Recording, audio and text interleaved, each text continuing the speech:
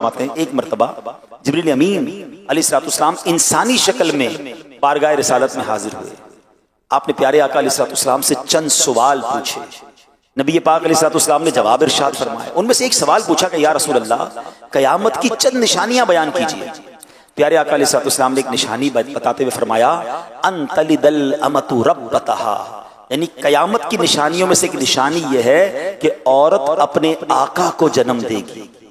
औरत अपने आका को जन्म देगी। उलमाए किराम ने इसका मतलब ये बताया। अब देखिए ये उलमाए किराम कितनी कमाल की हस्तियां हैं। हम जैसा नॉर्मल आदमी हदीस पढ़े तो समझ ही नहीं आती कि औरत आका को कैसे जन्म दे। लोग कहते खुद ही कुरान पढ़ लो, खुद ही हदीस पढ़ लो, क्या जरूरत है उलमा की। अरे उलमा नहीं होंगे तो समझाएगा कौन हमें, इसको इंटरप्रेट कौन करेगा, इसकी शरह कौन बयान करेगा। इस एक हदीस का माना देखिए किस शानदार अंदाज में शारिहीन ने लिखा। उलमा कहते हैं कुर्बे कयामत जब होगी तो माँ बाप की कदर बिल्कुल नहीं होगी। औलाद अपने वालिदैन पर ऐसे हुक्म चलाएगी कि वालिद गुलाम होगा, माँ गुलाम होगी, जैसे औलाद आका है। इसका मतलब यह है कि बच्चे माँ बाप के आका बन जाएंगे और माँ बाप को गुलाम बनाएंगे। सच बताओ क्या आज ये हाल नहीं हो गया? माँ बाप से किस तरह औलाद बात कर रही है। आज बड़े होके बूढ़े माँ बाप को बेटा कहता है अब्बू आपको नहीं पता, बेटी कहती है अम्मी आपको क्या मालूम, खामोश बैठे हैं, आपको जमाने के बारे में नहीं पता। बेटा कहता है मेरे पैसे हैं, मैंने कमाए हैं, अब्बू आपने क्या किया मेरे लिए। आज उसूल यकीन मानिए उलमा ने किताबों में लिखा, हदीसों की शरह के तहत लिखा कि माँ बाप का अदब यह है कि बेटा बाप के आगे ऐसे रहे जैसे गुलाम आका के आगे रहता है। बेटा हर वक्त इस फिक्र में रहे और तैयार रहे कि आका का हुक्म होगा तो गुलाम की तरह अपने वालिद की खिदमत करूं। हक तो यह है बेटे के ऊपर वालिद का, मगर बदकिस्मती यह है कि आज बूढ़ा बाप बेटे का गुलाम बना हुआ है।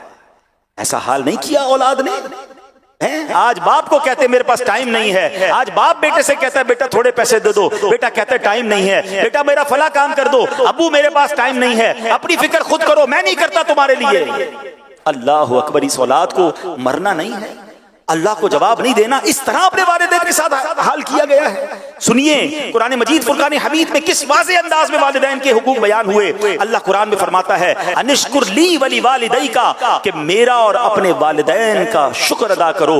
अल्लाह ने अपना शुक्र अदा करने के साथ साथ वालिदैन का शुक्र अदा करने का फरमाया। एक मकाम पर इरशाद फरमाया वक़दा रब्बुका अल्ला तअबुदू इल्ला इय्याहु व बिल वालिदैनि इहसाना, और तुम्हारे रब ने हुक्म फरमाया कि उसके सिवा किसी की इबादत ना करो और माँ बाप के साथ अच्छा सलूक करो।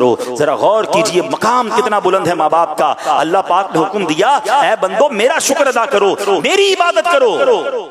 साथ ही इसी हुक्म के साथ एक और हुक्म जोड़ दिया, फरमाया मेरे शुक्र के साथ वालिदैन का शुक्र भी अदा करो, मेरी इबादत के साथ साथ वालिदैन के साथ नेक सलूक करो।